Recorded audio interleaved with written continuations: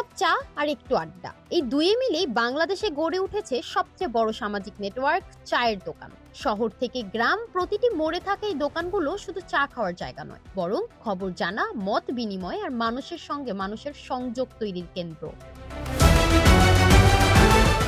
নির্বাচন সামনে এলেই বাংলাদেশের চায়ের দোকানগুলো হয়ে ওঠে সবচেয়ে ব্যস্ত রাজনৈতিক আড্ডাখানা। এক কাপ চায়ের সঙ্গে এখানে শুধু গল্প নয়, চলে ভোটের হিসাব, প্রার্থী বিশ্লেষণ আর ক্ষমতার সমীকরণ।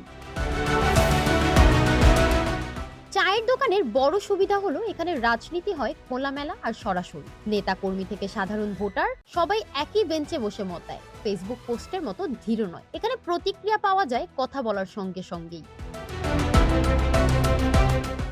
বিশেষ করে নির্বাচনকালে চায়ের দোকানগুলো রাজনীতিবিদদের জন্য হয়ে ওঠে সবচেয়ে কার্যকর গ্রাউন্ড ক্যাম্পেইন স্পেস। কোনো মঞ্চ, মাইক বা ব্যানার ছাড়াই মানুষের মন বোঝা যায়, সমর্থনও পাওয়া যায়।